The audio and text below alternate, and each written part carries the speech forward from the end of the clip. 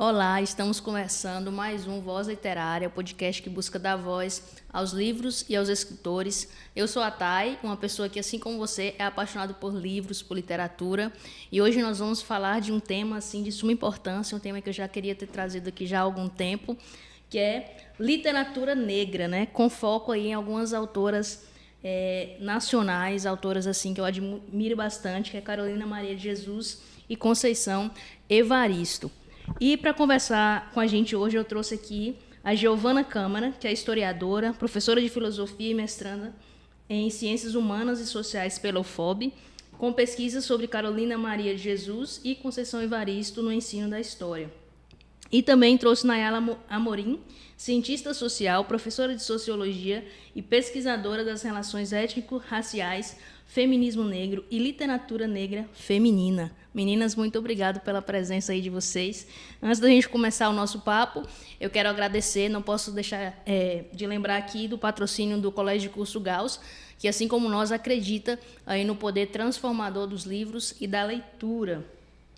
E agora aqui falando com vocês, né, mais uma vez, sejam muito bem-vindos aqui ao nosso podcast. Como eu falei, é um tema que eu já queria ter tratado, né, que eu entendo uma importância assim, gigantesca. Há algum tempo eu comecei a ler literatura negra de uma forma mais intencional, né? Assim, realmente não vou buscar isso, porque antes eu lia o que aparecia ali, né? E a partir dessas leituras, é incrível como você se conhece melhor, eu enquanto mulher negra, né? E passa a ver o mundo também de forma diferente, né? E para começar, eu vou conversar aqui com a Giovana, né? Giovana, que é historiadora, né? Professora de filosofia, inclusive professora lá no Colégio de Curso Gauss também. E, Giovana, eu gostaria que você nos ajudasse a pensar assim, de que forma vamos trazer, de certa forma, um apanhado histórico assim, né? De que forma o negro foi representado ou tratado assim na literatura brasileira ao longo do tempo, e a partir de qual momento ele deixou de ser apenas ali um objeto, né, de representação e passou a escrever sua própria história, assim, né? Uhum. Como é que você traz isso para a gente, assim, num contexto mais histórico mesmo? Sim. Primeiramente, agradecer você, Thay, pelo convite. Tenho certeza que vai ser uma experiência assim enriquecedora para a gente, né? Porque eu estava até conversando com Nayala, a gente escuta muito podcast, né? E assim, algo que é muito representativo para pessoas negras é esse convite para falar sobre pesquisa e sobre literatura em um momento que não seja somente no clássico 20 de novembro, né? Sim. Ou então no mês de maio, aniversário da abolição. Sim. Então acaba sendo potente por si só esse convite fora de época, né? Então, quando a gente fala desse contexto histórico, primeiramente é importante a gente falar fora desse meio literário, né? Então, as vozes negras, as presenças negras, elas sempre estiveram presentes. Então, a gente pode falar primeiramente aí da oralidade. Então, o escrito, né? Então, por muito tempo foi negado esse acesso de pessoas negras, né, na educação formal. Então, a oralidade, essas histórias que eram passadas de geração em geração, era essa forma de contar essas histórias, né? Então, assim, falando de décadas, historicamente, ali uma linha do tempo, a gente registra na história que a partir ali de 1930, 1960, período do modernismo, foi quando houve esse cuidado, essa preocupação em se pensar a identidade negra, né? Mas é importante ressaltar que essa identidade ela era pensada com estereótipos, esse começo com muito estereótipo, né? Então tem escritores como Solano Trindade, a própria Carolina, que surgiu ali na década de 60, né? Que por muito tempo foi escondida e acabou, quando veio à tona, acabou sendo representada como a voz das favelas, mas Carolina produziu, né, muito mais do que só os relatos da favela. Tem o livro Escravo, que depois a gente pode comentar um pouquinho mais, que é um romance, né? É uma literatura que não fala só das vozes da favela, mas um romance histórico. E caminhando um pouquinho nessa linha, a gente pode falar também da década de 70 e década de 90, que foi o boom dos movimentos sociais negros, né? Então foi um momento onde houve realmente ali um engajamento social visibilizado, porque sempre aconteceu essas movimentações, né? A partir do próprio quilombo, que a gente conhece mais. Então, os movimentos negros, eles foram de suma importância para que essas vozes elas começassem a ter visibilidade, né? Então, a própria Conceição Evaristo, que a gente vai falar bastante aqui hoje, ela surge, né, ela tem mais visibilidade nesse momento a partir dos cadernos negros. E um ponto histórico assim muito importante para a literatura acaba sendo a Marcha do Zumbi dos Palmares, que aconteceu na década de 90, né, em 95, que foi um momento onde mais de 300 pessoas marcharam em prol ali de visibilidade do negro dentro dos materiais didáticos. Então isso acaba sendo ali um ponto, né, de virada para que a literatura ela começasse a ser pensada, porque quando a gente pensa a formação de professores, a formação histórica, para que a literatura negra ela seja considerada, primeiro é preciso que a formação, né, de pessoas, primeiro a inserção dessas pessoas no meio educacional e também a formação de professores negros e brancos para que a coisa realmente comece a andar e funcionar. E dentro desse contexto, assim, que autores e autoras negras você considera assim, fundamentais nesse processo de afirmação e ruptura desses estereótipos, né, que você comentou aí, né? Sim, acho que a própria Carolina Maria de Jesus, né, é um grande exemplo assim de mulher negra que escreveu e que sua obra ela só foi ali descoberta depois de muito tempo, né, e com muito estereótipo ainda assim, né, porque até o próprio nome é uma discussão que tem sido levantada recentemente. Como é que fala? Diário de uma ex-favelada. Isso, Diário de uma ex-favelada, aquele apelo, né, tipo aquele olhar como se para além da favela, quem é Carolina? Posso fazer um... Claro, pode sim. Então, contribuindo, né, com a fala da Giovana, a Carolina ela passou por um processo muito longo de tentar publicar seus textos. Então, antes mesmo da publicação de Quarto de Despejo, ela já tinha conseguido algumas publicações em jornais, por exemplo, né? E só que ela não era reconhecida enquanto escritora também. Mas ela sabia que ela era escritora e ela queria, né, ser valorizada por isso e reconhecida. E no caso da Carolina, o Audálio Dantas, o jornalista, ele foi fundamental nesse sentido de, através dessa publicação de Quarto de Despejo, dar visibilidade à Carolina nesse sentido. Mas ela tinha consciência de que ela era uma escritora, que era uma intelectual, porque ela pensava, né, ela refletia sobre a sua vivência. E por isso que hoje a gente discute o quanto que ela não foi descoberta. Como as pessoas costumam dizer no senso comum, né? No caso da Carolina, ela foi apenas revelada através dessa entrevista. E isso é muito interessante porque ela sai do lugar de objeto, né, de alguém que estava na favela escrevendo de maneira despretensiosa para uma escritora potente, com muita análise crítica, né, da realidade que ela vivenciava. A Carolina ela escreve em que década ali? Década de 60. Década de 60. Isso. Né? Ali, fim da abolição, né, começa o período republicano. No finzinho desse processo de favelização, né, ela escreve nesse momento. Então, no período republicano, as pessoas negras elas foram despejadas nas favelas, né, porque eram consideradas indesejáveis dentro do processo social. Então, a Carolina ela é uma escritora que ela denuncia algo que milhares de brasileiros negros passaram, né, depois do fim da escravidão. Ela inclusive venciou, né, esse processo da favela do Canindé, que foi uma das primeiras favelas de São Paulo, às margens do rio Tietê, e ela migrou, né, de Minas Gerais para São Paulo. Ela passa, inclusive, né, a gente estava falando aqui sobre o Diário de Bitita, porque esse foi o tema da minha monografia na graduação. E aí, nesse livro, ela fala, porque geralmente a obra mais conhecida dela é Quarto de Despejo. Sim. Só que eu fiz um movimento de tentar entender a escrita de Carolina para além dele, ele é importantíssimo. Só que Diário de Bitita é a minha paixão, porque ela começa contando a vida dela desde a infância, né? E aí, esse foi a última publicação, ela entregou os cadernos em vida para 2 jornalistas e elas levaram para fora do Brasil, e ele foi publicado primeiro na França, né?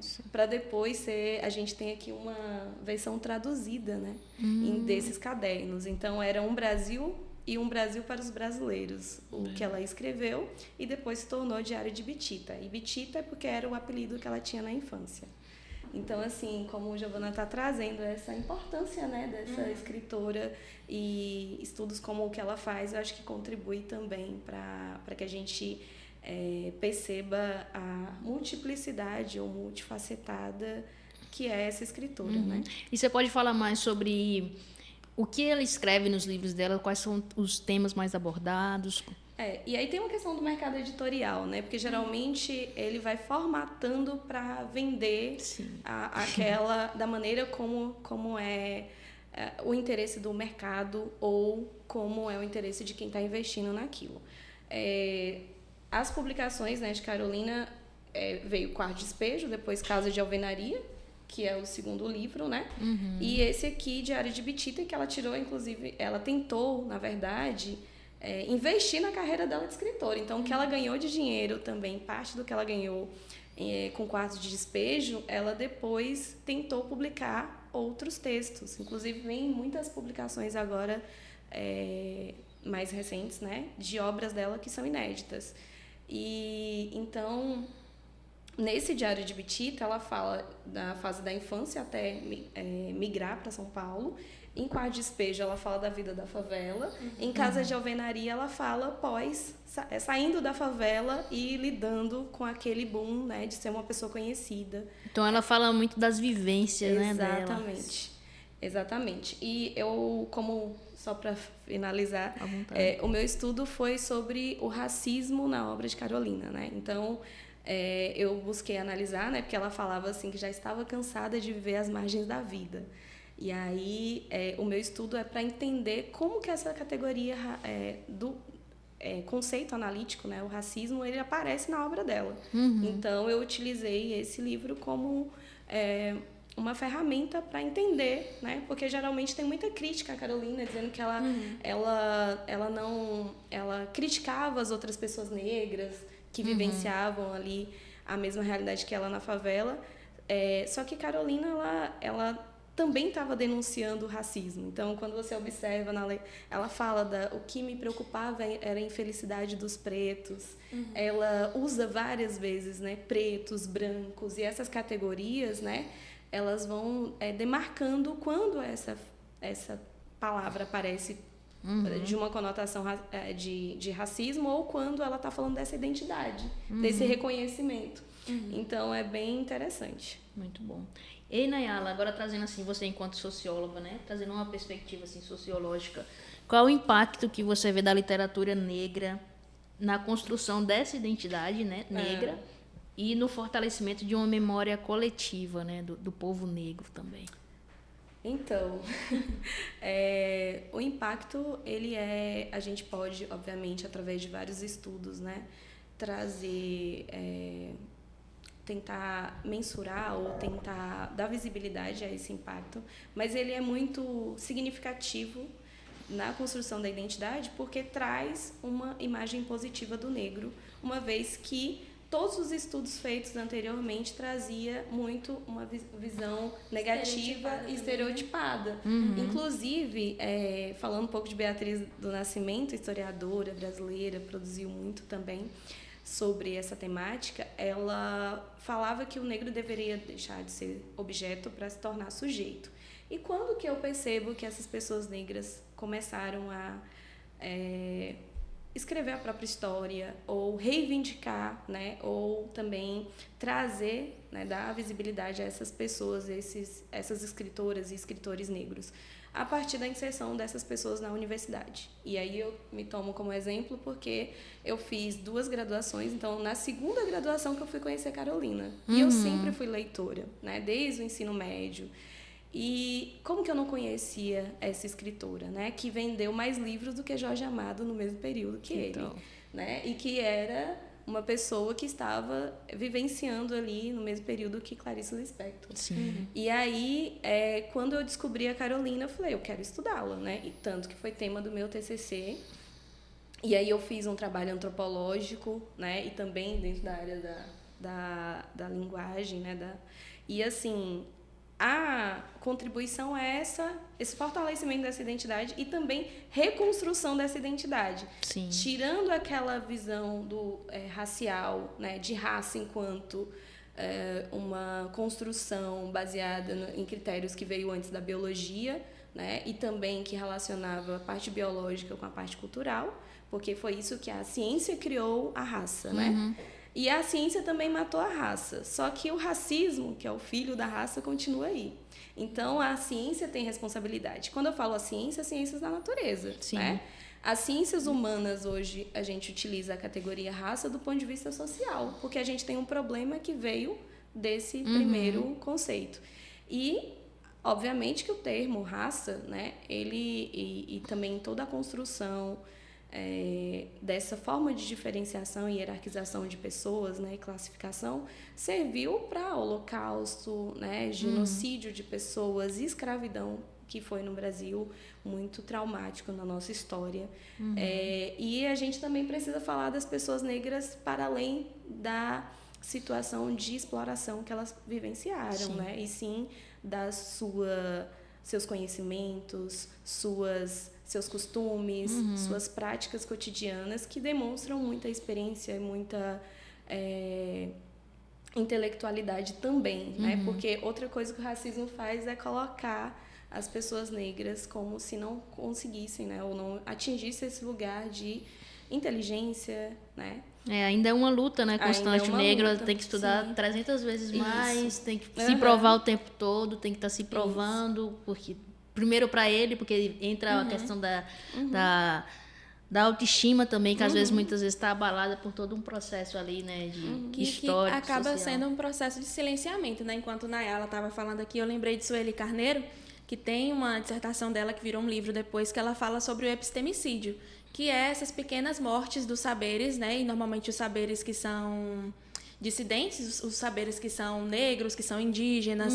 Então, quando a gente fala dessas mulheres escritoras, se espera, né, que elas fiquem limitadas a uma caixinha ali que fale somente sobre o racismo, sobre a pobreza. Sim. E a gente vê nesse mercado editorial atualmente, no século XXI, né, que isso ainda não foi superado. Não.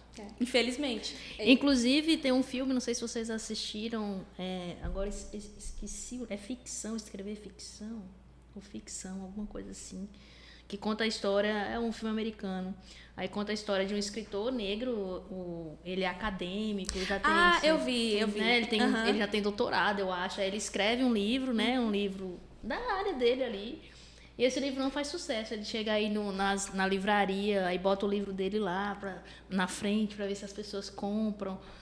Aí ele fala assim, aí ele vê que as editoras do mercado editorial tá querendo vender apenas um negro estereotipado. Exatamente. Aí ele fala assim, quer saber, eu vou escrever isso daí que eles querem. Aí faz um super sucesso, aí né? ele escreve um livro, né? Ele, tipo assim, aí ele entra em um personagem que ele mesmo cria para caber dentro desse mercado. E esse outro livro faz um super sucesso. Eu achei a crítica daquele filme muito interessante, porque às vezes acontece muito isso, né? Sim. A pessoa quer um negro estereotipado, mas não quer um negro culto totalmente, que tem capacidade de falar sobre qualquer coisa, né? Assim, então... Isso se dá também pelo próprio racismo, né? Por exemplo, a gente tem, dentro dessa questão étnica, racial, né?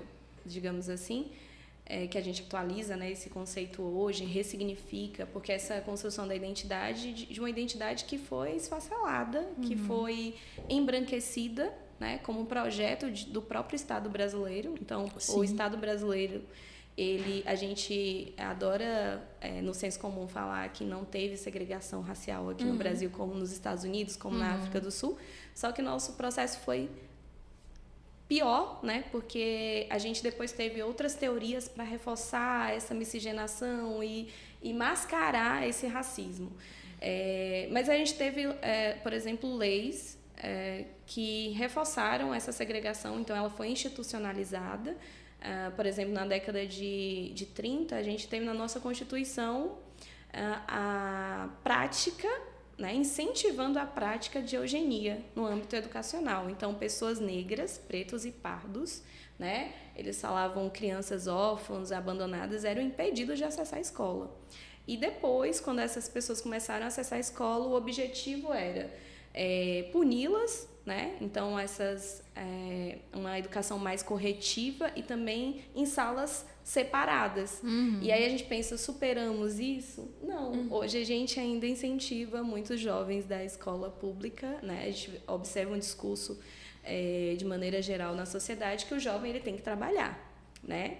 Enquanto os jovens da classe dominante, eles são incentivados a acessar o nível superior e ter uma formação acadêmica e universitária. Então, essa discrepância ela ainda permanece no nosso dia a dia nessas práticas e favorece esse apagamento, porque esses jovens não conseguem ter tempo para pensar.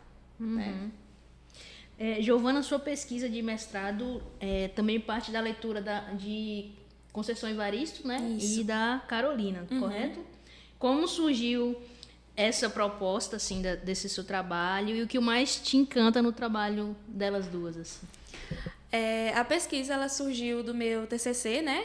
Que eu fiz a licenciatura em História. E eu percebi, só entrando na graduação, o quanto um universo totalmente novo para mim, né, dessa literatura negra, se abriu. Porque na minha formação, ainda que eu tenha me formado recente, né, eu não tive contato com escritoras negras no meu ensino médio. Né? Eu fui ter contato com escritoras como Carolina, Conceição, somente na graduação. Sim. Então, isso me despertou o questionamento, né? Por que eu não tive esse contato antes? E o que pode ser feito para esse contato ele existir para essas novas gerações que vão chegando, né? Porque é um processo... Qual o tema específico do meu TCC, eu trabalhei com a Lei 10.639, que é a lei que torna obrigatório o ensino de história afro-brasileira nas escolas. E na dissertação, eu vou trabalhar com o Quarto de Despejo e com Becos da Memória, que são 2 livros que tratam do período ali, fim da período da abolição, começo da República. E ambas, né, tipo, o de Conceição traz esse aspecto ficcional, mas ela traz o termo escrevivência, né, então acaba não sendo totalmente ficcional, dessa escrita vivida por ela, observada por ela também.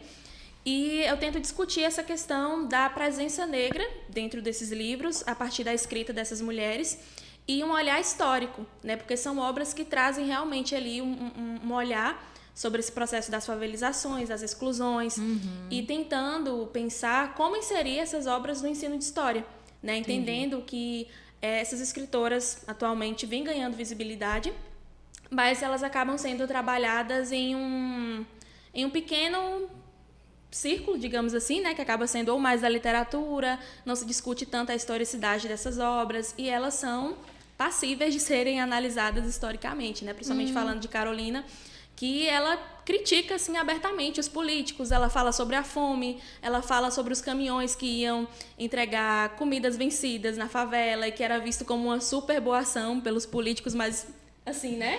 O resto da Casa Grande, né? Qual a importância assim do Quarto de Despejo enquanto documento histórico e obra literária também, Isso, né? é uma obra de crítica social, né? Carolina, assim, ela observava a sua realidade, ela criticava, ela cobrava políticos, então, como ela falou, ela publicava em jornais também. Então, antes desse livro oficial, né, ela já fazia esse movimento.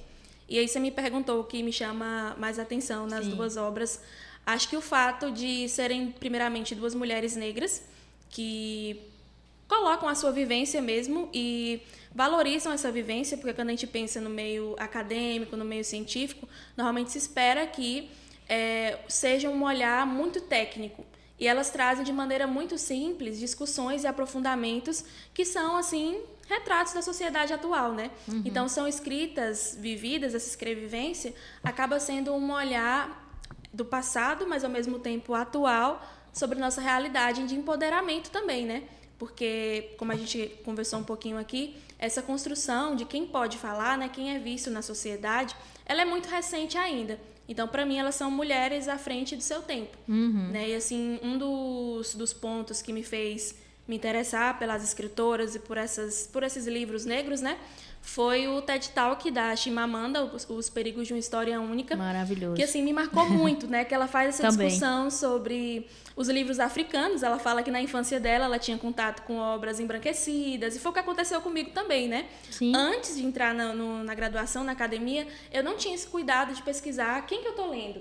né? Quem é esse escritor? Do que ele fala? Não me via representada nesses livros também. Então, nesses livros, para além das denúncias, das mazelas, eu consigo me ver representada por essas mulheres, né? Então, essa discussão de quem pode falar, qual a história que estão contando para a gente, é um processo que me interessa bastante. Sim, eu também...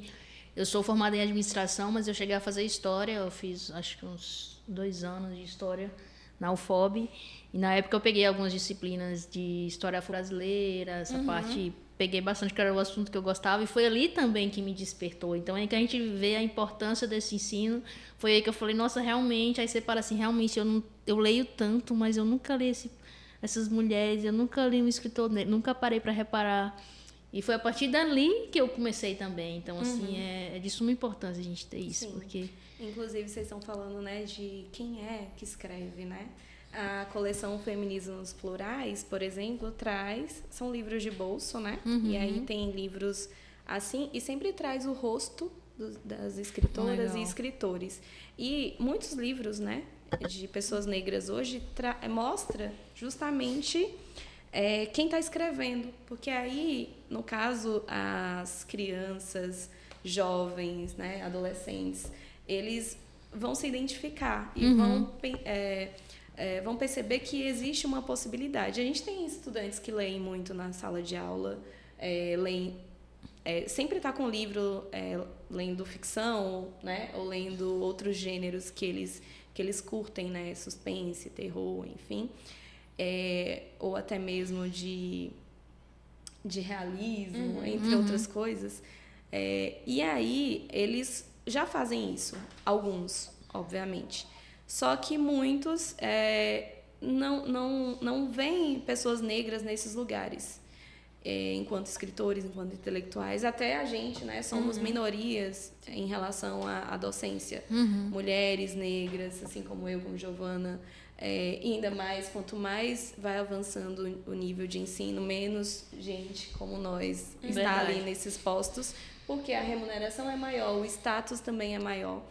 E temos também esse desafio, porque uma vez que essa identidade ela foi fragmentada, tentaram, né, acabar com esse nosso reconhecimento enquanto pessoas negras, através dessa literatura a gente se reconhece. Sim. E também a gente reconhece o outro, né? Então eu percebo que alguns estudantes eles começam a enxergar diferente até a professora, né? E trocar figurinhas de leitura, de indicação de filmes, que existem outros gêneros que eles também podem fazer análise da sociedade. Então, eu, por exemplo, eu gosto muito de trabalhar com música. Carolina escreveu também, né? Escrevia músicas também. Peças, né? Também. Então, assim, a escrita dela é muito, muito ampla e variada.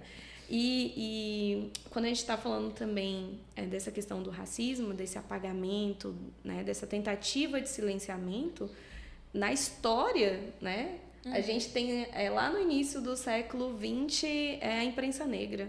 Né? Então, o Machado de Assis, que a gente conhece, né? A gente está falando de ABL hoje, né? Da Ana Maria. A Academia Brasileira de Letras, com a Ana Maria Gonçalves, com Ailton Krenak, e que a Academia Brasileira de Letras também foi uma criação do Machado de Assis.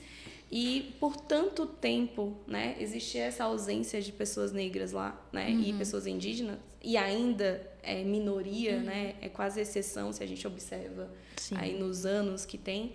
Então, assim, o mercado editorial hoje, ele também está se abrindo para isso, porque existe uma demanda de pessoas que querem ler, né? Sim.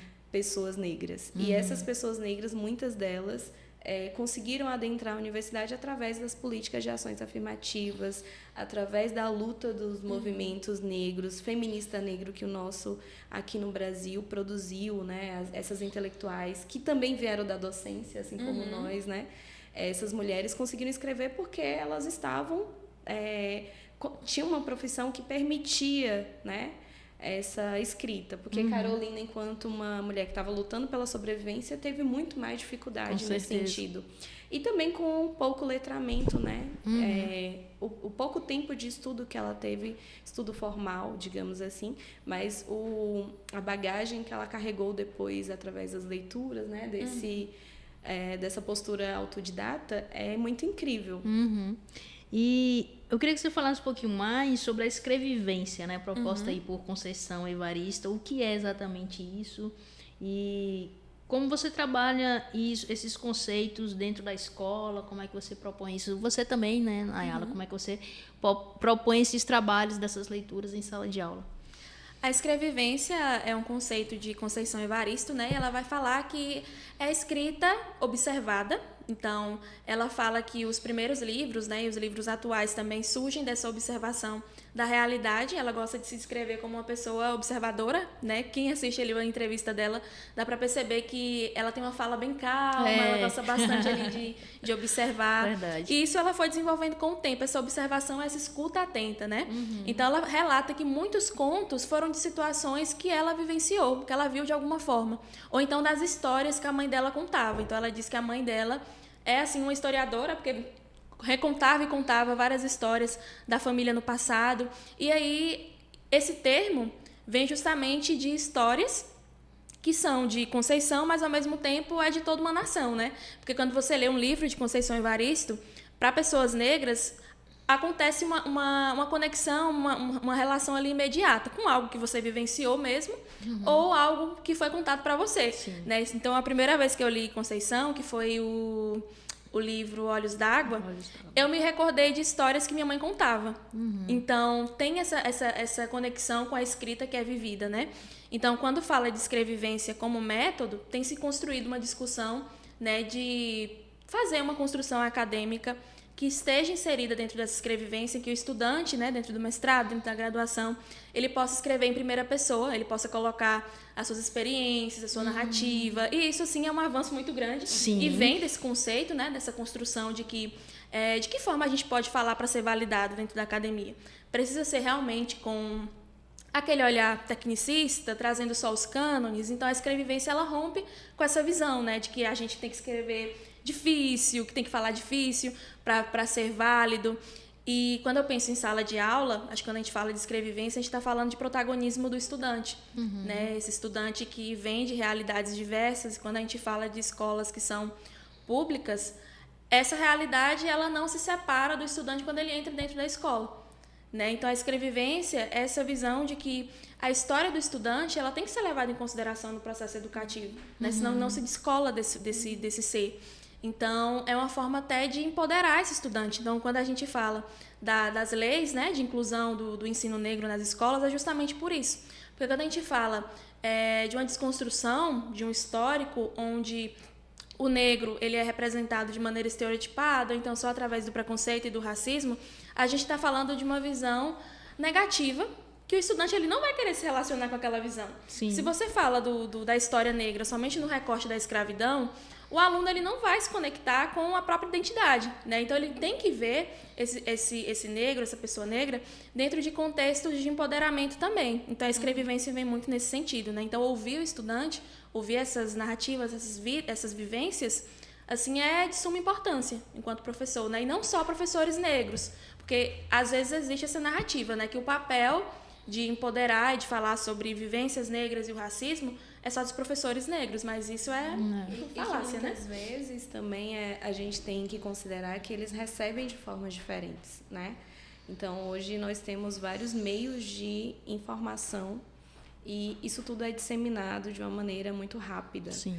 E aí, uma coisa é uma professora branca falando sobre racismo, outra coisa é uma professora negra. Então, muitas vezes, eu tenho alguns desafios em trabalhar esses assuntos, porque eles não me enxergam como intelectual, é a militante. Entendi. Né? Se for um homem branco falando sobre racismo, eles dão mais credibilidade. Eu estou falando pensando a sociedade também, né? Então, por muito tempo se falou sobre isso, eram pessoas brancas falando, né? Não incomodou. Mas quando pessoas negras, uma vez que, se a gente observa, por que a Conceição Evaristo ainda não faz parte da Academia Brasileira de Letras? Se candidatou e não... Por quê, né? E até a questão do reconhecimento dela, que foi bem tardio, né? Sim. A Conceição ela foi reconhecida idosa. Sim. Carolina ainda é um desafio. Muitas pessoas não enxergam Carolina enquanto uma escritora, né? Com esse status. E isso é uma postura que vem, obviamente, pela maioria que forma essa literatura brasileira, né? Que são homens brancos, né? E de uma classe social abastada, que a gente sabe que isso vai reverberar em tudo, nos acessos. E o que Giovana falou, eu concordo muito, que quando a gente lê Conceição Evaristo, inclusive eu começo a minha primeira aula com os alunos da primeira série do ensino médio com o conto Maria da Conceição Evaristo no Olhos d'Água, que ela falou, né? E o impacto, assim, eu chego, me apresento, falo que eu sou Nayala Amorim, professora e tal, e entrego o texto. E peço para eles ler em silêncio e sem spoiler. Aí começa, eu fico só observando a reação. Aí o efeito é em cadeia. Os que terminam primeiro já começam a reagir. Geralmente com tom de revolta, já presenciei alunos chorando, né? Porque, obviamente, esse conto ele é muito forte, né? Ele trata de uma trabalhadora doméstica que sofreu um processo de violência. Então, não vou dar spoiler, quem está aqui nos assistindo vão ler esse conto. E já chegou, por exemplo, a mãe de a aluna levou o conto para casa, a mãe leu o conto, ficou impactada e pediu o livro emprestado para mim. Eu entreguei o livro e a mãe... E hoje é uma das mães que troca muita figurinha comigo. Assim. Então, assim, é de fato muito importante. E a literatura negra também já chega na escola, a gente tem obras, né? Pelo menos eu trabalho em escola pública, a gente tem obras. Eu trouxe aqui, ó. Pode apresentar. Maria Firmina dos Reis, tem lá na escola, né? Esse exemplar, eu não encontrei outros, porque eu acho que esse é de uma edição anterior, né? Do PNLD. Mas tem também Úrsula, né? Que ela foi a primeira romancista do Brasil, que é a obra dela também. Sim. Esse aqui é uma antologia de prosas e versos. Tem Namíbia Não, que é o do Aldrin Anunciação, inclusive baiano, né? E aquele filme Medida Provisória foi inspirado nesse livro. E tem na escola, inclusive já fiz atividades com os alunos, lendo em sala de aula. E Torto Arado, né? Também do Itamar Vieira Júnior, que é um livro que hoje, né, a gente já considera um best-seller. E aí é interessante que esses livros chegaram na escola, já chegam na escola há muito tempo. Muitas vezes falta também esse olhar. E eu percebo que também um trabalho um pouco mais interdisciplinar, porque como a Giovana mesmo disse, né, pode ser trabalhado por várias perspectivas, seja histórica, sociológica, antropológica, e não somente dentro da área de literatura. E, Nayala, você trabalha muito com literatura negra feminina, né? Sim. Como você percebe a conexão entre as obras, principalmente dessas autoras que a gente está conversando hoje, Conceição, Carolina, e as discussões aí de gênero, de classe e raça hoje aqui no Brasil? Quando a gente fala desses... Como é que essas obras conversam com a gente? Quando a gente fala desses conceitos, né, são marcadores sociais da diferença, né? A gente... É um universo em cada conceito desse, né? Porque quando a gente falar de raça, assim, é muita coisa. Muito de podcast. Tem que ser um podcast para cada... Ou melhor, um episódio para cada tema. Mas, assim... Quando eu fui fazer meu estudo mesmo, eu queria estudar raça, classe e gênero na obra de Carolina. Aí o meu orientador falou assim, não, você não vai dar conta. Calma. E aí eu parei e, assim, é importante porque essas mulheres vivenciam, né? A gente não consegue dissociar essas categorias. Então, a Carolina, ela era uma mulher negra e pobre. Então, isso atravessa ela, né? Como a Crenshaw vai dizer, que a interseccionalidade é como se você estivesse numa avenida e você não sabe de onde que vai vir um carro que vai te atingir. Então, eu não posso me ver somente como mulher, porque eu sou mulher negra. Entre a categoria mulher, se for pensar, a vida de uma mulher branca é diferente da minha. Sim. E aí, eu lembro também da Angela Davis, quando ela fala, né, da mulher negra, ela está na base da pirâmide. Então, quando ela se movimenta, toda a estrutura da sociedade se movimenta com ela. E isso que ela está dizendo é como a estratificação, né, que é a forma como a sociedade é dividida em camadas, ela vai influenciar na vida das pessoas.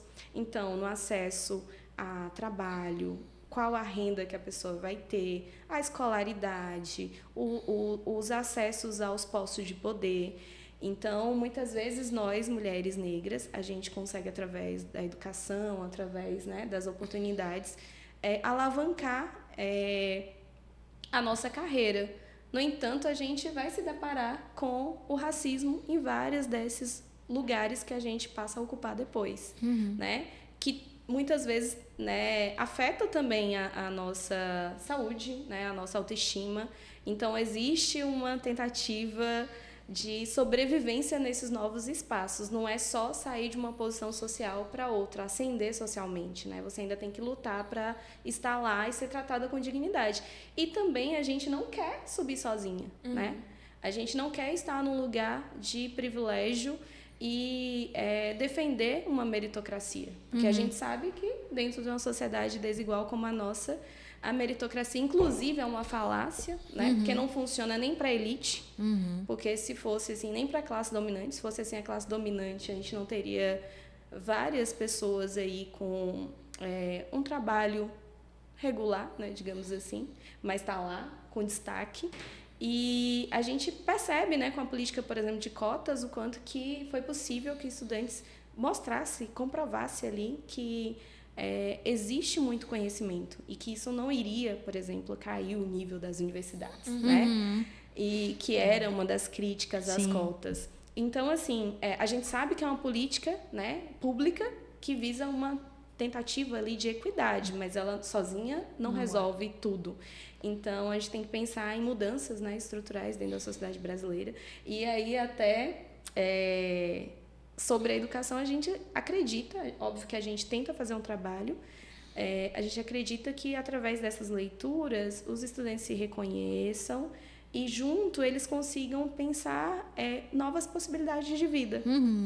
Né? Porque, muitas vezes, essa imagem do negro como preguiçoso, como indolente, malandro também, como malandro, como também ignorante, ela deve ser superada, porque a gente tem aqui intelectuais, talvez as maiores do Brasil também, Machado de Assis também. Que tentaram embranquecer de tudo quanto é jeito. Abdias do Nascimento. Então, assim... A própria Lélia também, né? Lélia, que... A gente fala de interseccionalidade, por exemplo, que é um conceito, né, que foi cunhado lá nos Estados Unidos, mas quando você lê Lélia, ela já falava há muito tempo, né? E aí ela fala da América Latina, dessas mulheres, ou seja...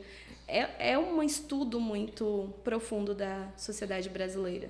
E aí, sociologia tem por obrigação, né? E sociólogos, colegas de profissão, têm a obrigação de adentrar a literatura negra, porque é um material, né, de trabalho, eu considero. E quais os desafios, assim, se vocês tiveram, assim, para trazer essa literatura, trazer essas autoras para dentro dos currículos assim escolares, na lista ali de leituras obrigatórias dos alunos? Teve esses desafios? Como é que foi isso para vocês? Pode ser uma experiência particular ou também vocês podem trazer algo mais geral que vocês souberam na implantação da própria lei, né, dos estudos. Como é que foi isso? Eu acho que eu vou falar mais no aspecto geral e da lei, porque eu acredito que esse aspecto, assim, falando de literatura especificamente, como nós estamos falando aqui, o pessoal do ramo da literatura vai conseguir falar melhor, né, de quais obras estão sendo utilizadas. Sim. Mas, fazendo um panorama assim, geral, a gente sabe que tem crescido o número de escritores negros que são colocados nas listas obrigatórias dos vestibulares, né? Então, é um avanço, é uma conquista, né, que tem que ser sinalizada. E acredito que ainda exista uma dificuldade, falando desse ensino histórico, de dar uma maior visibilidade, até na construção dos materiais didáticos mesmo. A gente vê que a presença negra acaba sendo muito limitada ali ao período colonial, e depois ele volta a aparecer na República, dentro desse olhar das favelas, e depois é como se ele desaparecesse. Né? Ainda está desse jeito, incrível, meu Deus. Sim, então traz ali um pequeno recorte sobre o período da consciência negra e é só, né? Então é uma visão que ainda é reduzida. A gente ainda tem que pensar a melhoria desses materiais didáticos, a gente ainda precisa pensar em formação de professores, não só professores negros, né, para estar aí frisando essas pautas, mas professores brancos também. Então é preciso realmente repensar essas políticas, e a Lei 10.639, ainda que ela tenha sido aprovada lá em 2003, ela ainda encontra entraves, né? Ainda são poucos os professores que realmente tem esse compromisso de levar essa literatura negra, esse ensino negro crítico para a sala de aula, e é muito importante, faz a diferença. Né? Então, essa lei existe desde 2003, você Desde falou. 2003. Mas como é que é a implantação dela? Seria uma matéria específica ou não? Você teria que tratar do tema de uma forma mais... Como é que isso... A lei fala que esse ensino ele é obrigatório, que é o ensino de História e Cultura Afro-Brasileira, mas não só na disciplina de História. Então, você teria que ter a interdisciplinaridade. Então, as outras disciplinas, né, matemática, filosofia, todas essas áreas teriam que trabalhar juntas para conseguir trabalhar e realmente cumprir ali os objetivos dessa lei. Mas eu acho que talvez também aí existe um problema também da própria formação do professor, né? Isso. Muitas vezes eu acredito, né? E aí Que o tem próprio um detalhe, professor, Thay. vamos supor, você pega um professor de matemática ali que nunca teve. Como é que ele vai trabalhar, trazer isso, né? Sim, e sabe qual é um dos problemas dessa lei? Porque, assim, tipo, torna o ensino obrigatório no ensino médio e dentro das universidades não existe essa formação. Então, você pega um professor que ele é formado em licenciatura, que, assim, se ele tiver a sorte de ter um professor que realmente valorize a história das Áfricas, relações étnico-raciais, ele vai conseguir ser um bom professor quando ele se formar e conseguir ali trabalhar as temáticas, envolver os alunos. Mas se for um professor que não tiver essa sorte, digamos assim, né, a lacuna, ela permanece. E perfeita essa colocação da Giovana. Por exemplo, no meu curso de Ciências Sociais, né, pasmem, eu não tive especificamente disciplinas voltadas, né? Então, o meu curso, ele foi pensado, era uma licenciatura, mas foi pensado como um bacharelado. Então, eu tinha a base da sociologia, da antropologia, da ciência política, mas não tive, por exemplo, disciplinas específicas, nem mesmo de sociologia brasileira. E aí, é interessante que, assim, o concurso público do Estado cai justamente esses temas, né? E aí muita gente tem dificuldade de discorrer, né, sobre isso porque não teve essa formação. No meu caso, eu já tinha, né, já era minha área de interesse, eu já vinha pesquisando, como você falou, né, das categorias gênero, raça e classe. Então, eu consigo aprofundar nas três e também tenho muito interesse, principalmente de gênero, porque a gente está falando de presença também de mulheres nesses lugares, né, que foi historicamente ocupado por homens e que, se não fosse o movimento social, né, os movimentos de maneira geral, mas movimentos feministas de uma maneira geral, que começassem a, né, tensionar, né, esses campos, a gente não teria, talvez, aqui... Por exemplo, em sociologia, eu dou aula teórica do surgimento dessa ciência. E eu passei a faculdade inteira sem entender que tinha uma mulher que produziu no mesmo período que Karl Marx, Durkheim e Weber, e a Henriette Martineau, ninguém fala dela. Eu só fui saber dela quando eu fui trabalhar, que eu fui preparar a aula, e aí eu descobri. E como a Giovana também falou sobre os livros didáticos. Por exemplo, não é só o livro didático também, porque... com a BNCC, com as mudanças que ocorreram com o que a gente chama de ensino médio novo, que já não é mais novo, né? E que tem passado por várias reformulações, a gente teve avanços, por um lado, e muitos prejuízos, por outro, né? Quando eu digo avanços, é que isso hoje está sendo debatido e também está presente em avaliações externas, como o Enem, por exemplo. E, ao mesmo tempo, a BNCC, ela fragiliza o conceito de gênero.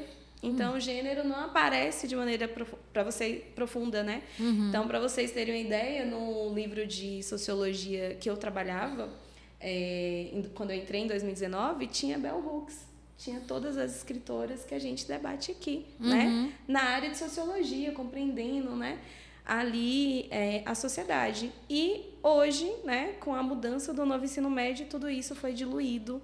E condensaram as 4 áreas em uma coisa só.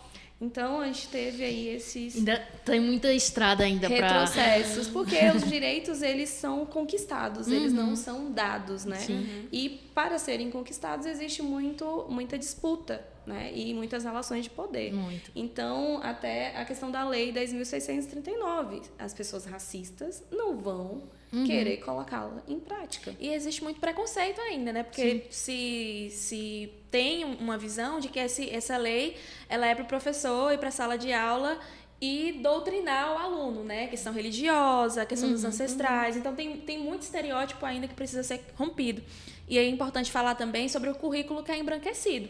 Então, a gente perpetua dentro do ensino ainda uma linha histórica e de ensino que é a eurocêntrica, né? É o clássico, a história dos vencedores. Sim. Então, a gente tem que romper com essa visão, justamente questionar, né? Quais são o que é clássico, o que é importante a gente ensinar dentro da sala de aula, para além do que é sempre trazido e retomado todos os anos? O que precisa mudar? E né? tem um senso crítico, né? Assim, obviamente, tem coisas boas que devem ser... Isso. Realmente, deve a gente trazer aquilo que é bom, mas repensar realmente. Acho que é agregar, né? Porque quando a gente fala assim de trazer mais histórias negras, pessoas negras, existe aquele medo de que essa história que vem sendo ensinada, ela desapareça, mas não é, né? É agregar, é trazer outras não, é trazer as visões que não foram contadas. Exato, aquela questão do período da história única, né? Que você falou. E assim, a sociedade ela é diversa, né? Ela não é binária como a gente construiu, né? Ocidente e Oriente, branco e negro, mulher e homem, não existem somente essas categorias. E ao tentar colocar todo mundo nessas caixinhas, que é o problema da classificação e hierarquização, né? Porque classificar é o modo como o nosso cérebro já faz, para a gente entender e conhecer. O problema não é classificar, né? Não é dizer Giovana é uma pessoa diferente de Nayala. O problema é quando a gente diz que Giovana é superior a Nayala. Verdade. E aí, quando ela fala, né, dessa questão da história do vencedor, eu lembro muito do final aqui do Tortarado, que o Itamar fala o seguinte: sobre a terra há de viver sempre o mais forte. E aí, o mais forte não é o que ganha, é o que resiste, né? Então, não é aquele que venceu através, né, de meios escusos, né, de violência, e sim aquele que resistiu e consegue ainda sobreviver. Então, acho que a gente está falando aqui de mulheres que resistiram, né, acima de tudo, a todas as violências que foram atingindo-as nesse processo. E ainda assim conseguiram produzir muito conhecimento, e isso se tornou um legado que a gente hoje pode, né, se amparar para construir novas, né, histórias. Verdade. A partir daqui.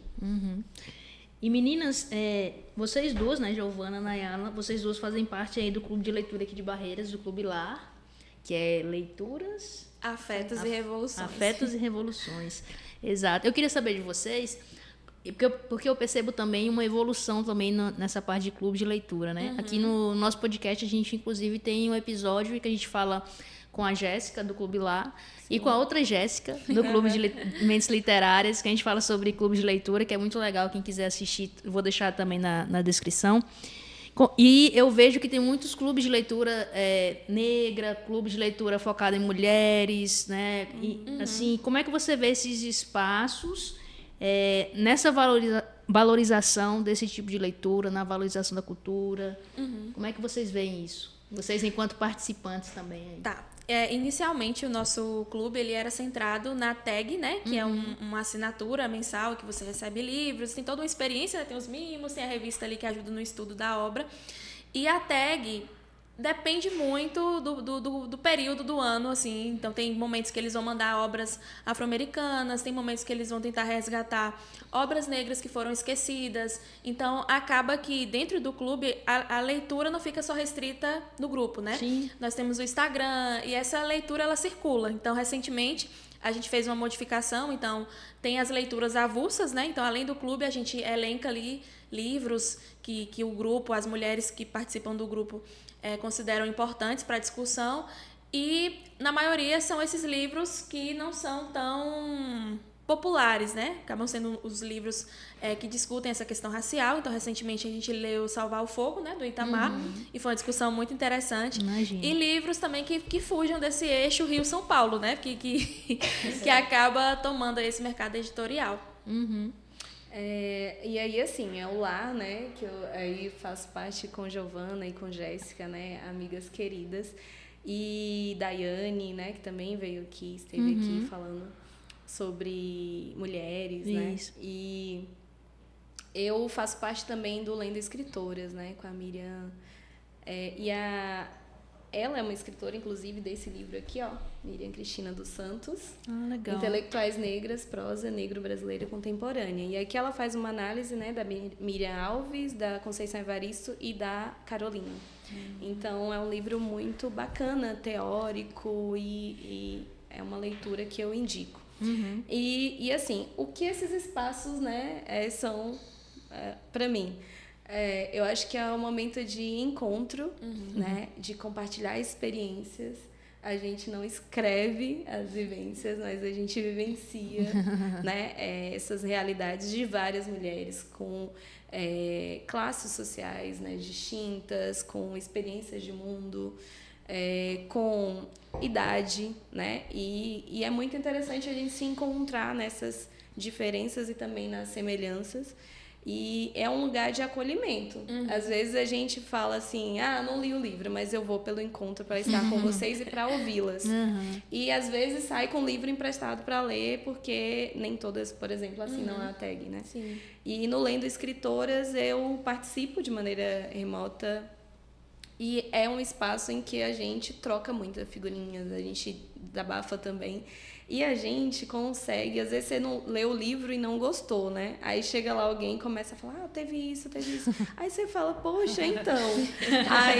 Ou então você amou muito o livro e a pessoa, eu achei tão chato o início, demorei para conseguir concluir e tal. Então, são essas experiências de leitura e você não se sente sozinha lendo. Exato. Porque, às vezes, o que faz a gente abandonar a leitura é porque não tem um prazo, não tem um prazo para terminar e não tem ninguém para trocar, falar sobre aquilo, né?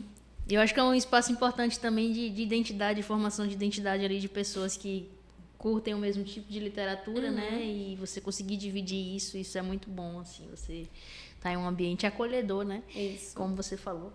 E agora eu queria que vocês dessem aí, eu sei, a mesa tá cheia aqui, gente. Se você está ouvindo e você não está vendo tanto de livro que tem aqui, olha. E aí eu queria que vocês indicassem mais algumas leituras pro pessoal que tá aí, nos assistindo. Livros que tocaram vocês de uma forma especial, quiser contar alguma história sobre um livro específico. Fiquem à vontade. Eu vou indicar 3 livros. Maravilha. Fiquei muito empolgada com essa pergunta. Tem um que eu li recentemente, que é da Elisama Santos, que se chama Ensaios de Despedida.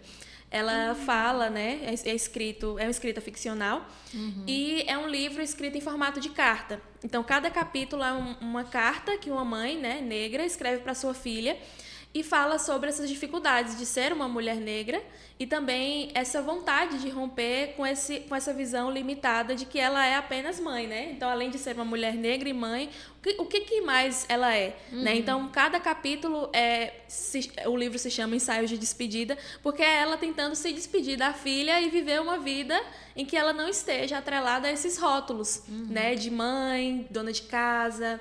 E assim, me tocou bastante. Primeiro, por ser em formato de carta, é uma leitura assim que você fica imersa, você não consegue largar o livro, então fica a indicação. Recentemente eu li também Virgínia Mordida, da Giovana Vieira. E foi um livro Esses assim. não estão aqui, não, né? Não estão aqui. E foi um livro assim maravilhoso, porque fala sobre relacionamento abusivo, né? Vai falar sobre uma relação interracial, tem uma mulher negra e um homem branco, e como acontecem essas sutilezas, né, do racismo dentro de relação onde uma pessoa é branca e uma pessoa é negra, quando não se existe esse entendimento das questões, dos processos raciais, né, e racistas que as pessoas podem passar. Então, assim, eu achei uma leitura muito importante. Outro livro, assim, que eu indico é o do Stefano Volpe, Nunca Vi a Chuva. É um livro curto. Eu já vi esse livro e tô com assim, vontade de ler. Ele é maravilhoso. Assim, fala sobre 2 irmãos gêmeos. Um é criado com uma família pobre, o outro é criado com uma família assim de classe social mais elevada.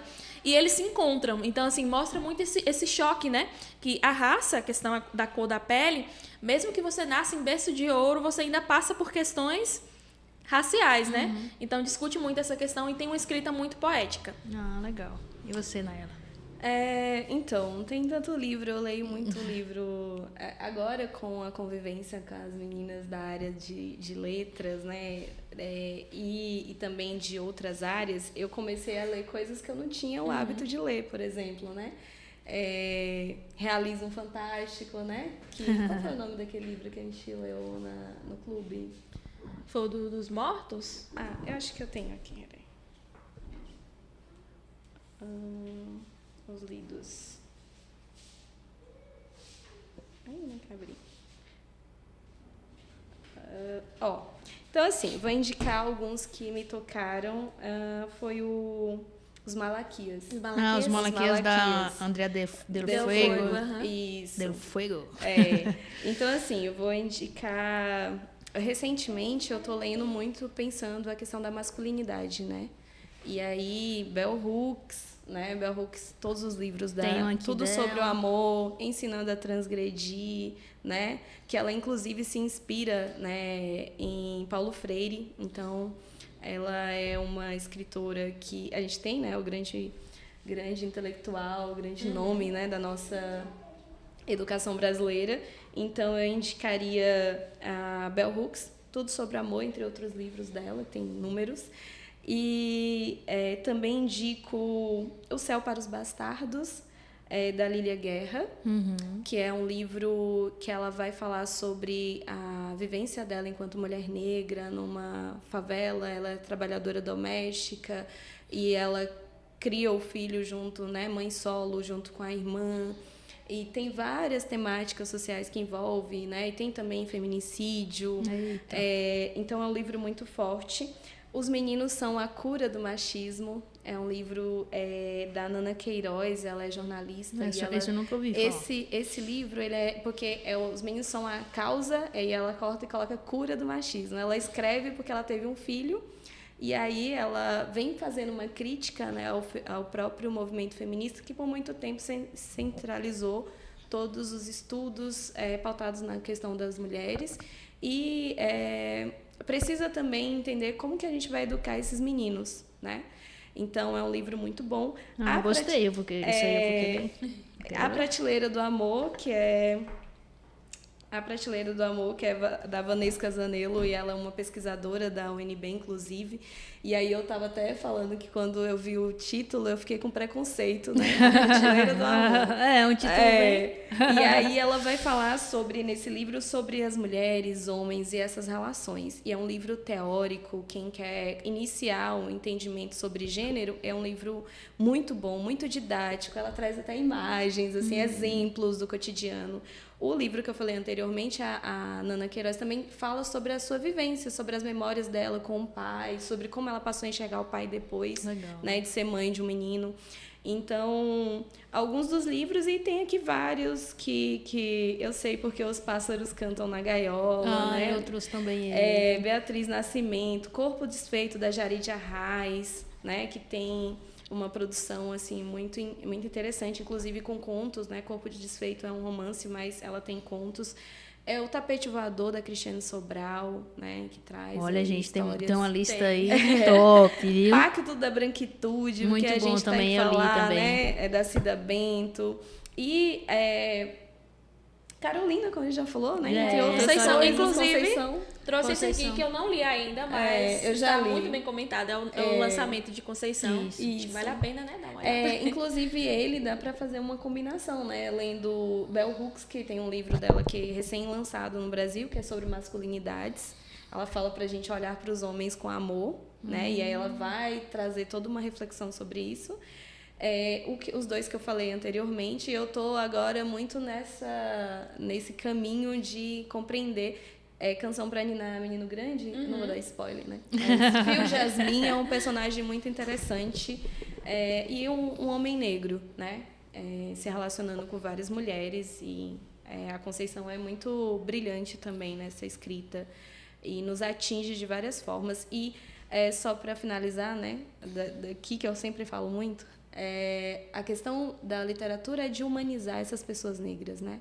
Porque o racismo, o machismo, a homofobia, todas essas violências, elas visam desumanizar, e muitas vezes, quando não nos colocam no lugar de subalternos, eles tentam nos exterminar. Verdade. Então, a gente precisa, né, passar por esse processo de resgate da identidade, fortalecimento, e também de se humanizar e entender que pessoas negras erram e acertam, pessoas brancas também.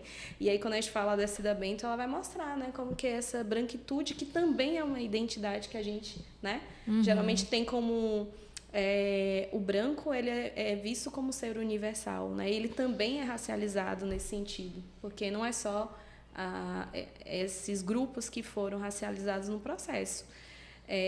Então, tem que romper. Eu vi falando, os brancos criaram o racismo, os brancos têm a tarefa de combater o racismo, não é uma questão só de pessoas negras estarem aqui. Porque a gente, além de sofrer, a gente ainda tem que falar, a gente tem que fazer tudo, né? E aí, da mesma forma como os homens, né, tem que combater na prática, no seu dia a dia, o machismo, o sexismo, e a gente vem percebendo, eu percebo muito uma onda muito conservadora nos jovens, nos discursos, no dia a dia. E eu acho que a literatura pode servir para a gente começar a quebrar, né, com essas práticas ou trazer à luz, né, esses problemas. Uhum. Acho que as duas coisas, né? As duas coisas. Sim. Tem. Acho que entender que tem novas histórias esperando para serem contadas, né? Sim. E a partir de uma narrativa que seja negra, que a gente possa se identificar, que seja desconstruída. E essa literatura, ela vem justamente para contar a história que não nos contaram. Né? Eu queria saber de vocês sobre o que vocês acham desse termo literatura negra, né? Que existe uma discussão também, aquela questão de colocar a literatura negra, por exemplo, você está numa feira e a literatura negra está toda separada dentro daquele espaço, né? Como é que vocês veem isso, essa separação? Ou vocês acham que não, que deveria estar tudo junto? Como é que vocês veem isso? Depois eu vou dar minha opinião também sobre isso. Eu acho que, assim, na minha visão, tem duas formas de ver, né? Eu acho que quando a gente leva isso para o meio acadêmico, a própria Lélia Gonzalez, ela vai fazer uma discussão sobre isso. Porque, por exemplo, quando você constrói um trabalho acadêmico e você coloca as referências, muitas vezes se pressupõe que aquele sobrenome que aparece primeiro sempre vai ser de um homem, né? Então, ela propõe destacar essa bibliografia, né? Então, as escritoras e escritores negros que forem referenciados nos trabalhos acadêmicos virem em negrito, então é uma forma de identificar que aquele escritor ou escritora é uma pessoa negra. E aí, levando para esse caminho da literatura, talvez essa separação, né, seja uma forma de dar um destaque, né? Mas, levando para o viés da separação, né, talvez possa ser um problema futuro aí pra gente. Eu costumo dizer assim, então, a gente só tem movimento feminista porque a gente teve, ao longo do processo, uma violência que tirou as mulheres, né, desse reconhecimento de ser cidadã, na verdade, de serem vistas como cidadãs. Então, todos os movimentos sociais, eles só existem porque essas pessoas não são vistas como humanas, como cidadãs, como pessoas que devem ter direitos. Então, às vezes as pessoas falam assim, se você fala que é uma pessoa negra, primeiro você está reforçando, mas não sou eu que estou falando. Antes mesmo de falar, o racismo, ele já me olha como uma pessoa negra, né? E então a própria Lélia fala, né, que o negro deve se apresentar com nome e sobrenome, porque senão o racismo coloca qualquer nome em você, né? Então, aquela pretinha, aquela menina, né? E aí pessoas brancas costumam se apresentar com nome e sobrenome. E então, assim, é muito complexo, porque não é também as pessoas negras utilizando essas categorias que a gente está reforçando, pelo contrário, a gente está afirmando que a gente tem que, se a literatura brasileira não abriu brecha, né, ou não abriu espaço para as pessoas negras entrarem, né, e competirem, estarem no mesmo espaço que as pessoas brancas, a gente vai lá e cria um espaço só para pessoas negras publicarem, como várias editoras independentes tem editoras fazem específicas só para escritores negros. Por conta dessas práticas. Então, às vezes não colocar em caixinhas, é porque ou não está abrindo espaço para essas pessoas, né, estarem ali. E também o destaque que eu vejo, assim, eu falo com a Giovana, hoje tem me deixado muito desapontada, porque ao mesmo tempo que a gente fala muito sobre esses temas, existe muito esvaziamento, porque as pessoas leem, as pessoas sabem algumas coisas, mas não aprofundam e não colocam em prática. Verdade. Né? E aí, é por isso que a gente precisa de conversas cada vez mais profundas, teóricas, porque é a teoria que ajuda a gente a pensar essa prática cotidiana e também transformar, né, juntas. E então, assim, essas feiras, né, que geralmente tem literatura, eu não participo de tantas feiras assim, que a gente mora em Barreiras, tudo, né, que é mais difícil pra gente. Mas dentro das livrarias eu percebo que em muitos locais você encontra essas escritoras e escritores no meio de outros escritores brancos, né? Então, eu estive no lançamento de um livro da Djamila Ribeiro, lá em São Paulo, e as obras estavam ali misturadas, não estavam numa categoria separada, não. Inclusive, foi bem interessante, né? Que é o Quem Tem Medo do Feminismo Negro, isso. E aí foi bem interessante esse movimento dela, a Joyce Bert, que estavam lá, né, com os seus livros, a Joyce Bert com o livro dela Empoderamento. Então, assim, eu acho que nada é sempre maniqueísta, de bem ou mal, faz bem ou faz mal. É sempre de resistência, de perceber que são disputas. Eu acho também que surge justamente por aquilo que você falou. Como não se abriu espaço, digamos assim, o mercado não abriu espaço, então vamos criar o nosso espaço. E a partir do momento que você vai conseguindo ganhar esse espaço, aí depois você vai querer realmente algo, vai buscando, né? A questão do direito de você ir buscando ali, indo e buscando aquilo. Então, eu acho que... Acho que refinar também, né, esse olhar crítico, que não é porque em uma feira literária tem ali o stand de literatura negra, que é a mesma coisa. Então, existem diferentes gêneros dentro da literatura negra, né? Diferentes recortes. Isso que tem que se abrir a mente também nesse sentido, né? Que eu trouxe alguns livros aqui, são mais de americanos aqui, a maioria que eu trouxe. Esse aqui mesmo é uma ficção assim, eu lembro, já tem um tempinho que eu li esse livro, mas eu lembro que é uma ficção da menina que ela, por algum motivo, ela consegue se teletransportar, mas ela sempre cai no período da escravidão, né? Então vai contar o período da escravidão e tal. Esse livro é bem legal. Vou aproveitar para indicar para vocês os que eu trouxe aqui. Foi esse, o da Alice Walker, Cor Púrpura, né? Púrpura, que é clássico. Maravilhoso. Eu li esse ano passado, assisti o filme também, me impactou esse livro demais. Da Chimamanda, que a gente falou aqui, né? Hibisco Roxo também, muito bom.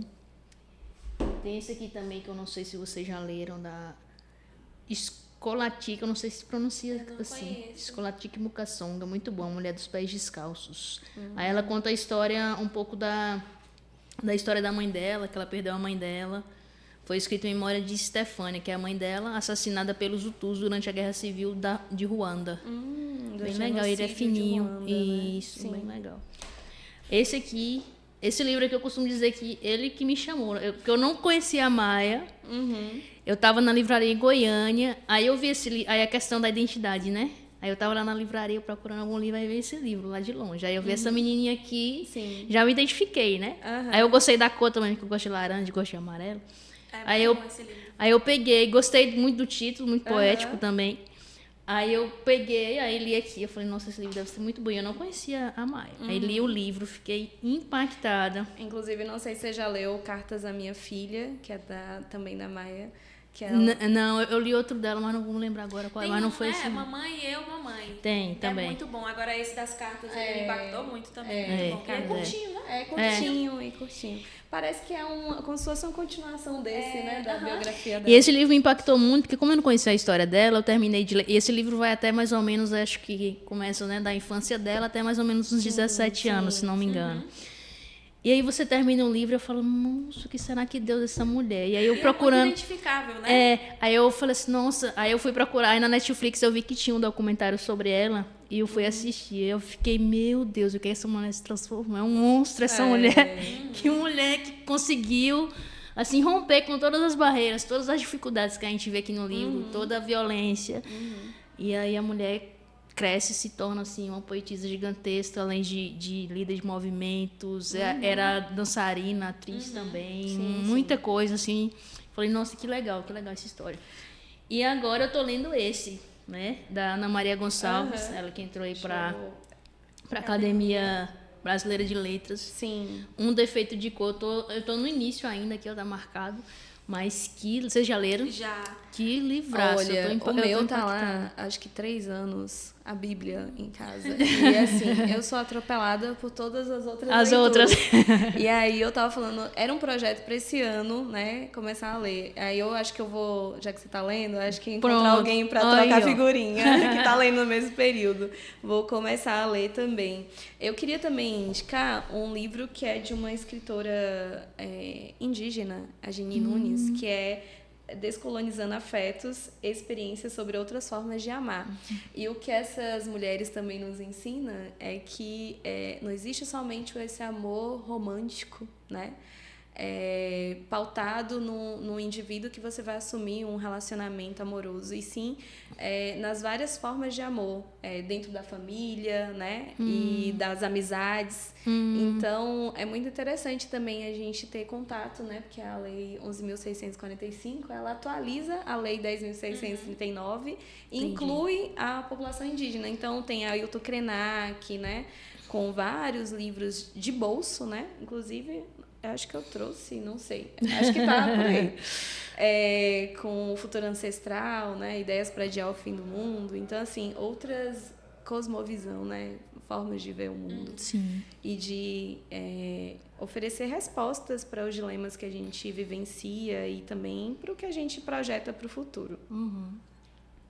Muito bom, meninas. Quero agradecer vocês por essa 1 horinha aqui que vocês estiveram com a gente. Eu, assim, pudessem ficar mais, né? Falando de livro, para vocês me indicarem mais livros, para a gente conversar sobre mais livros, que é um tema que como eu falei, eu gosto muito, me identifico bastante.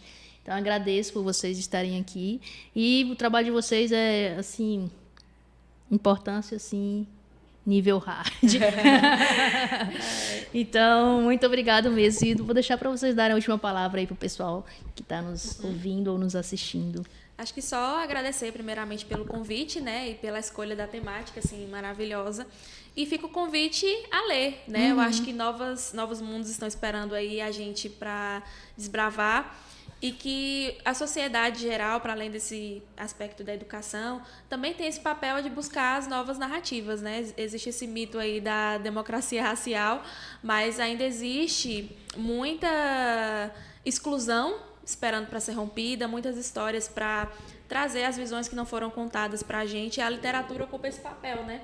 De empoderar pessoas. Então, não só através da literatura, mas filmes protagonizados e dirigidos por pessoas negras. Então, todas essas formas de arte também são formas de empoderar e visibilizar essas narrativas que não tiveram tanto espaço aí ao longo da história, né? Infelizmente. Foi uma honra estar aqui com vocês, assim, com Giovana, que é uma pessoa que eu admiro muito enquanto amiga, colega de estudos, né, também. E com você, eu conheci, acho que eu assisti 1 ou 2 episódios, né, do podcast, e fiquei muito feliz de ter em Barreiras, né, um espaço para que a gente consiga ter visibilidade, trocas, né?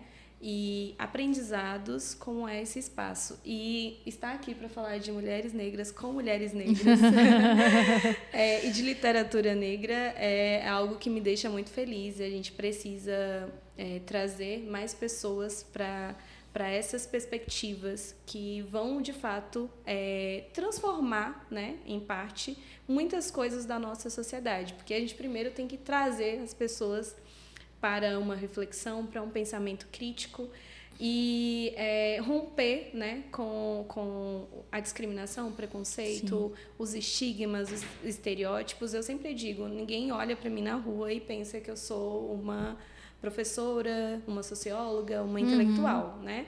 Porque imediatamente aciona os estigmas e os estereótipos de sempre uma mulher negra que estaria ali para servir. Não que isso não seja algo importante, tantas mulheres que constroem, né, o nosso país também através de um trabalho que o problema não é o trabalho, e sim a desvalorização, a exploração, né? Eu sou filha de trabalhadora doméstica e foi a minha família que aos poucos foi me oportunizando chegar em lugares que muitas delas, né, da minha avó, que não conseguiu chegar. Então, a gente, obviamente, traz também as nossas trajetórias nesse momento, nessa discussão, e de tantas outras que não é algo individual, é algo comunitário, coletivo, e que trata também da história do nosso Brasil. Com certeza. De uma maneira mais realística, porque não se tem aqui ninguém apagando pessoas de várias formas, né? Nem que seja epistemológico ou até de genocídio, como a população negra passa, né? Dentro do cenário brasileiro. Então, assim, é um prazer estar aqui e fiquei muito feliz com esse convite. Ah, que bom. E, gente, a gente está chegando ao final. Se você chegou até aqui e ainda não curtiu esse vídeo, não sei o que aconteceu, né? Porque eu não sei o que você queria mais, né? Pelo amor de Deus. Mas, enfim, eu quero te pedir para você curtir, porque quando você curte ou comenta aqui no vídeo, o YouTube entende que o conteúdo é importante e passa a mostrar ali para mais pessoas, né? Então, acaba que o conteúdo chega a mais pessoas. E eu tenho certeza que esse é um conteúdo que deve chegar a mais pessoas. Então, você não apenas curte, mas você também compartilha. Compartilha aí nos seus grupos, né? Compartilha aí com seus amigos, familiares, que eu tenho certeza que aqui tem muita coisa que vai agregar, né? E agradeço mais uma vez ao Colégio de Curso Gauss pelo patrocínio ao nosso podcast, por estar aí realmente dando esse apoio, dando essa força para que esse projeto possa estar no ar. A gente sabe que das dificuldades que a gente tem aqui, né, na nossa cidade para estar falando de literatura, ainda mais no espaço na internet que a gente pode alcançar assim, milhares de pessoas. Então, agradeço mais uma vez ao Colégio de Curso Gauss e nos vemos no próximo episódio. Daqui a 15 dias estaremos aqui com outro episódio do podcast Voz Literária. Até!